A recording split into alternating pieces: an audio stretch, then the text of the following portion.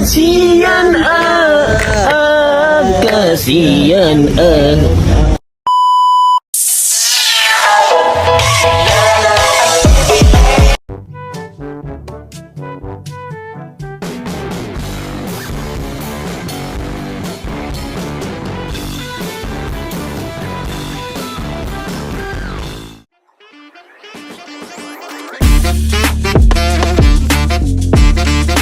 Assalamualaikum warahmatullahi wabarakatuh. Halo guys. Jadi di sini saya akan menjelaskan pengertian analisis teks. Jadi mari kita saksikan. Latar belakang bahasa Indonesia yang baik dan benar memerlukan ketekunan dan usaha yang berkesinambungan. Bahasa Indonesia sebagai bahasa nasional juga sebagai bahasa negara perlu kita pelihara dan kita kembangkan pemakaiannya sehingga seluruh masyarakat dapat menggunakannya sebagai alat komunikasi. Bahasa Indonesia bagi sebagian besar orang Indonesia adalah bahasa kedua. Bahasa pertama yang mereka kuasai, bahasa ibu, adalah bahasa daerah. Antara bahasa daerah dan bahasa Indonesia kadang-kadang terdapat perbedaan, baik dari sudut fonologi, monologi, maupun sintaksis. Oleh karena itu, bahasa Indonesia perlu dipelajari sebaik-baiknya untuk mengurangi interferensi kedua bahasa. Makalah ini mencoba untuk mengoreksi kesalahan ejaan, alinea, dan kalimat yang terdapat dalam teks. Rumusan masalah. 1. Pengertian analisis teks. 2. Teknik dalam analisis teks. 3. Komponen utama analisis teks. 4. Manfaat analisis teks. Tujuan untuk memperoleh pemahaman yang lebih detail mengenai suatu hal di mana pemahaman tersebut nantinya akan dijelaskan kepada publik dan publik mendapat informasi dari hasil analisis tersebut. Pembahasannya, analisis adalah suatu kegiatan yang dilakukan seseorang secara mendetail, seperti membedakan atau memilih suatu yang dapat dikelompokkan menurut kriteria tertentu yang mana hal tersebut dikaitkan lalu ditafsir untuk mencari maknanya. Teks merupakan suatu naskah atau kata asli dari seseorang pengarang yang dijadikan sarana dalam penyampaian informasi atau pesan yang disampaikan melalui naskah tertulis. Teknik dalam analisis teks. 1. Analisis linguistik. Biasanya perhatian utama adalah membangun konten adalah apakah sebuah kalimat mandiri atau tidak. Tetapi esensi sebenarnya dari suatu bahasa adalah seberapa baik hubungan beberapa kalimat dan seberapa bermakna keseluruhan konten bagi audiens.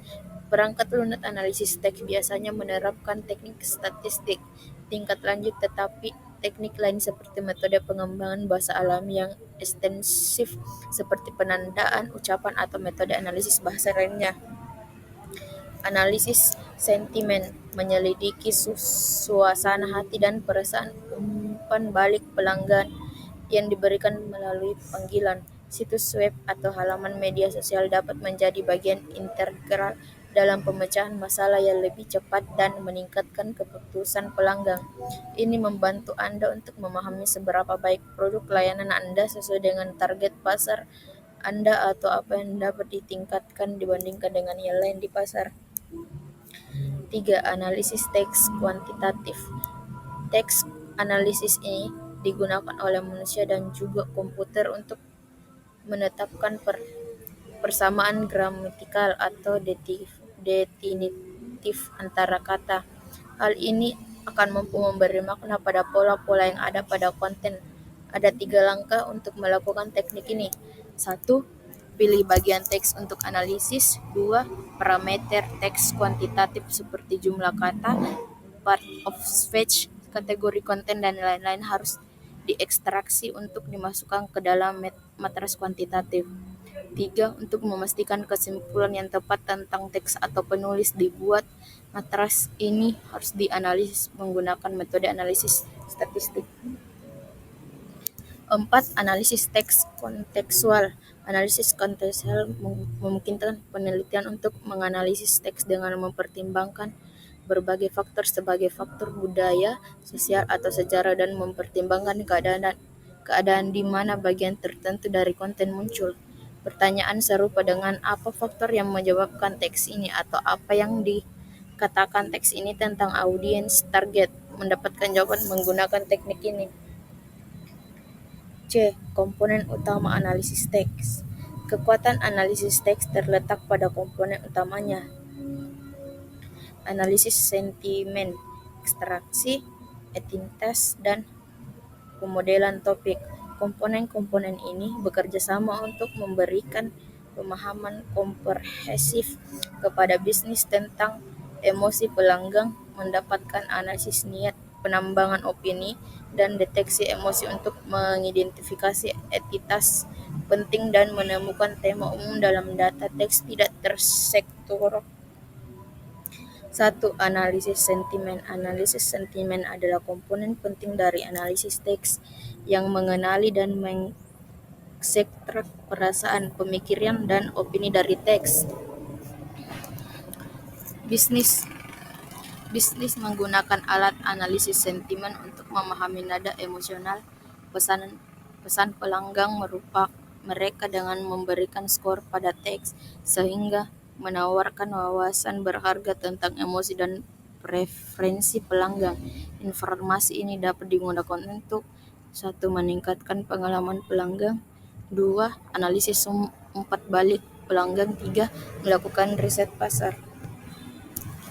2. Ekstraksi entitas. Ekstraksi entitas adalah komponen penting lainnya dari analisis teks yang berfokus pada penentuan dan menggambarkan entitas penting dari teks seperti orang, tempat, dan organisasi.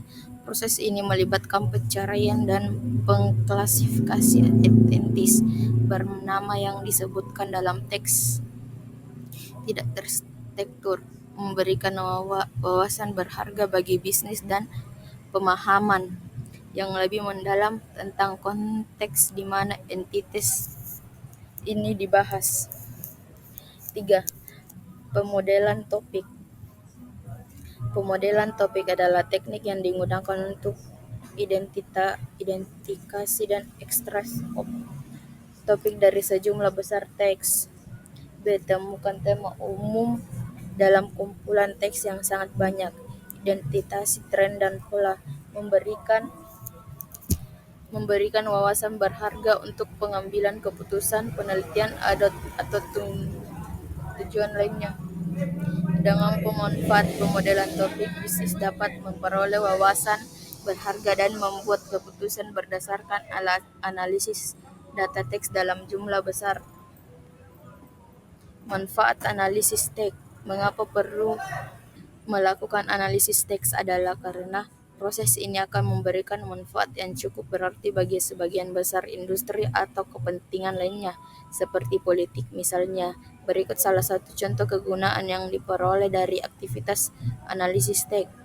Jika perusahaan rekan ada kecurigaan tentang kemungkinan rahasia perusahaan yang bocor ke pesaing oleh karyawan sendiri, maka perusahaan dapat menganalisis jutaan email karyawan perusahaan untuk mendetail lebih awal kemungkinan